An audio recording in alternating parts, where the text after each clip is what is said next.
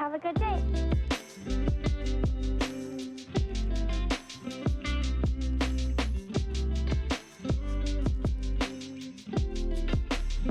Здравствуйте, дорогие зрители! Добро пожаловать на наш канал! Мы возобновляем работу и продолжаем выпускать для вас обучающие видеоролики.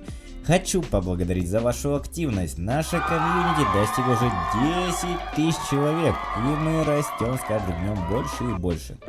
Также подписывайтесь на группу ВКонтакте и Телеграм, чтобы не пропустить новинки. Переходите по ссылкам в описании. В этом видео фрагмент тренировочного занятия по постановке приема подачи с правым боковым вращением. Про левое боковое вращение смотрите в первой части, ссылка появится сверху. Меня зовут Иван Толмачев, и это канал о настольном теннисе. Здесь я помогаю начинающим игрокам сделать свои первые шаги и усвоить необходимые знания для быстрого освоения этого вида спорта. Поэтому ставь колокольчик и подписывайся на мой канал, чтобы не пропустить новые выпуски каждую неделю. Сегодня мы с вами рассмотрим, как принимать подачу с правым боковым вращением на примере моего ученика Вячеслава. Он является врачом-остеопатом и мануальным терапевтом, поэтому если у вас есть вопросы касаемые здоровья, можете связаться с ним через его группу ВКонтакте, ссылка в описании. В отличие от левой боковой подачи, мячик летит вправо от принимающего после отскока и при соприкосновении с ракеткой стремится улететь в левый угол. Поэтому, когда начинающие только встречаться с игроками, которые умеют крутить мяч, они не понимают, что делать, когда мяч летит вообще в другую сторону. Как выглядит подача с правым боковым вращением? В основном правое боковое вращение имеет подачи топор, обратный маятник и подача слева. На подаче слева мы и будем отрабатывать прием, так как эту подачу подают игроки всех уровней. Визуально подача с правым боковым вращением имеет отличительную особенность. Если подающий придает левое вращение, то удар идет справа налево при подаче маятник, а при подаче с правым вращением игрок делает движение слева направо. И неважно, с какого угла он выполняет подачу, она все равно будет иметь правое боковое вращение. После того, как мы определились, как выглядит подача с правым вращением, мы начинаем отрабатывать прием. Вначале осваиваем прием верхней правой боковой подачи. На начальном уровне, чтобы принять эту подачу, необходимо целиться в левый угол соперника и касаться мяча по левой стороне. Ведь если вы будете эту подачу принимать как маятник, она будет улетать в левую сторону. Держим ракетку в открытом положении. Задача сейчас, чтобы мяч раскрутился на стол. Для этого отводим носик ракетки от себя немного вперед и разворачиваем ракетку так, чтобы она касалась левой части мяча, не давая ему вылететь в сторону. Следует обратить внимание, что кисть на приеме подачи неподвижна и поступательная сила дается за счет движения предплечья вперед. Если вы будете дергаться на мяче кистью, то он будет у вас вылетать по непредсказуемым для вас направлениям. Когда настроили угол и кисть, стараемся направлять мяч в левый угол соперника. Если вращение будет очень сильное, то мяч будет у вас лететь в правый угол, и это нормально. Наша задача просто принять.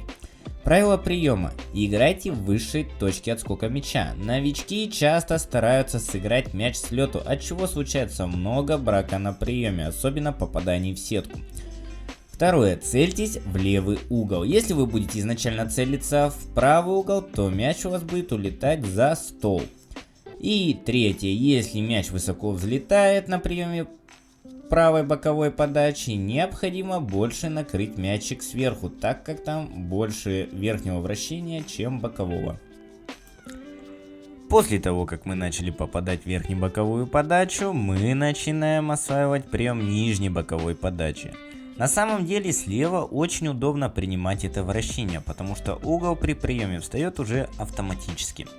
Сейчас задача попасть по нижней левой части мяча и также направить в левый угол. Старайтесь точно поставить угол на приеме. Если мяч падает в сетку, то больше играйте под мяч. Если сильно подлетает вверх, то старайтесь сыграть больше по боковой части мяча. Также повторяем до безошибочного приема. Теперь мы начинаем принимать это вращение справа. И так как на начальном уровне чувство пространства справа хуже, чем слева, подстроиться под вращение доставляет трудности. Но с практикой эти пробелы уходят. Чтобы понять, как правильно ставить ракетку справа, мы стараемся отзеркалить угол, как при приеме левой стороной ракетки. И получается, приходится выворачивать кисть, чтобы мяч раскрутился на стол. Здесь все выполняется аналогичным образом. Когда летит верхнее боковое вращение, мы ставим ракетку под прямым углом, либо немного накрываем мячик сверху.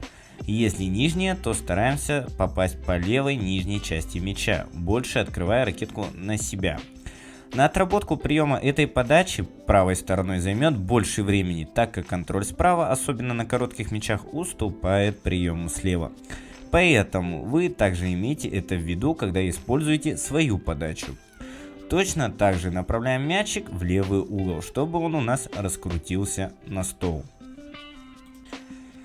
После того, как мы с вами научились принимать эти подачи по отдельности, начинаем их отрабатывать следующим образом.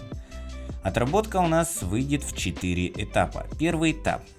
Отрабатываем прием одной стороной двух разных вращений. Одно нижнее, одно верхнее. Когда начали верно ставить угол и попадать 90% на стол, делаем это на реакцию.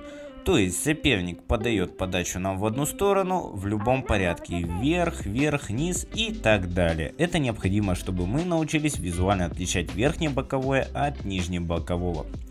Второй этап. Принимаем подачу один раз слева и один раз справа по нижнему вращению, затем по верхнему. Начало получаться?